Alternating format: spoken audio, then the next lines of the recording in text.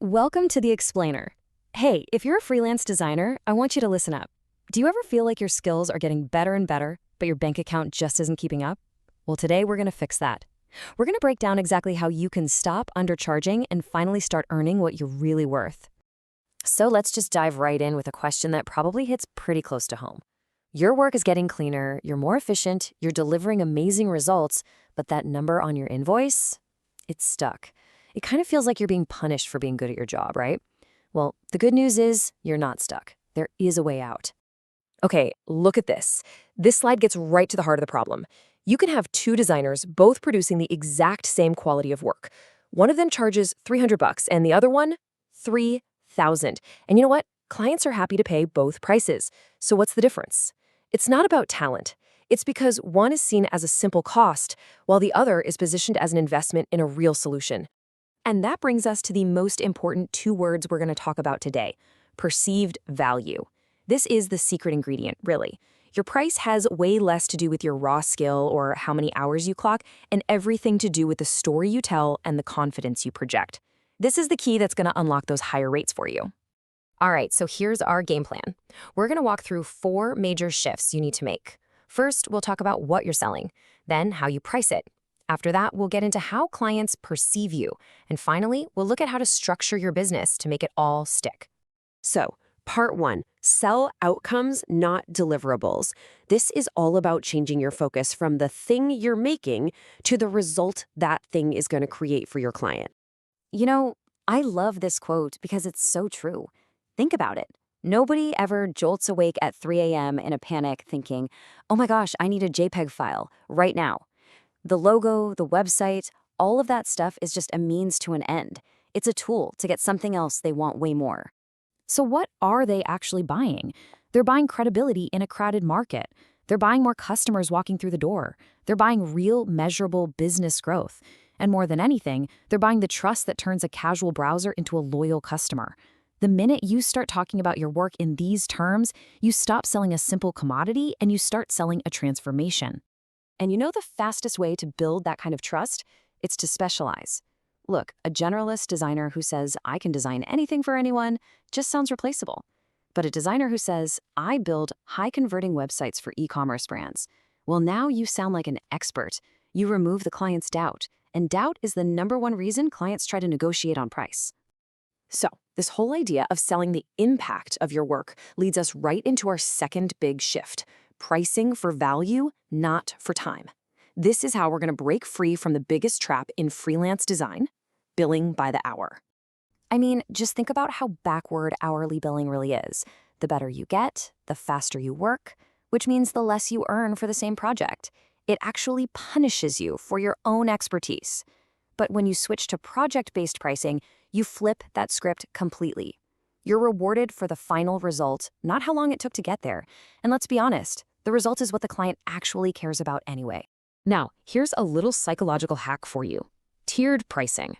When you offer just one price, the client's decision is yes or no. But when you offer them packages like this, their question totally changes. It's no longer, is this too expensive? It becomes, which one of these is the right fit for me? See what happened there? You've reframed the entire conversation and you're in control. And remember, your most valuable asset isn't your fancy software. It's your brain. The strategy, the discovery calls, the planning, guiding clients away from making really expensive mistakes. That's where the real value is. So stop giving your thinking away for free. Charge for it. All right, this all flows right into our third section: positioning yourself as an expert.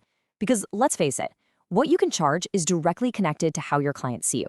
It's time to go from being just a pair of hands to being a trusted advisor. So a gorgeous portfolio will definitely get you some nice compliments. But a number like this, a number like 28%, that gets you a budget. This is the language that business owners speak, and more importantly, what they're willing to pay for. And here's what I mean. Saying, check out this beautiful landing page I designed is fine. But saying, this redesign I implemented led to a 28% increase in customer signups? Whoa, now that's a whole different conversation. You're not just showing off your good taste anymore, you're proving your business value. And value is what gets funded. The words you use are so important. Weak language like, sure, let me know what you want, invites the client to micromanage and negotiate. But expert language, like based on your goals, here's what I recommend and here is why, that signals authority. And clients pay a premium for leadership. So, what happens when a client says your price is too high? Your first instinct might be to offer a discount, but don't do it. All that does is tell them your prices aren't real. Instead, use this magic phrase. Offer to adjust the scope of the project to fit their budget. This way, your value per hour stays high and you're still helping them find a solution. Okay, last section. Let's pull all these pieces together and talk about how to build a premium business. This is about creating a solid foundation that can actually support these higher rates for the long haul. This might sound obvious, but you have to hear it. You can't sell a $5,000 service to a client who only has a $500 budget. It's not a personal rejection, it's just a bad fit. So stop chasing clients who can't afford you and start targeting businesses that are already investing in their own growth. You know, a doctor always diagnoses the problem before they write a prescription. You need to do the same. Never, ever give a price until you fully understand the business goal.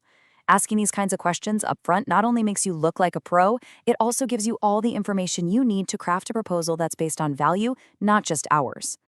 That constant hunt for the next one-off project is exhausting. It's the freelancer feast or famine cycle. You know what breaks that cycle? Retainers. They give you predictable income, they let you build much deeper relationships, and that trust goes through the roof. And believe me, clients will pay a premium to keep a reliable, strategic partner in their corner. So, when you really put all these pieces together, you start to see something pretty cool. Raising your rates isn't about being greedy or making some awkward demand for more money.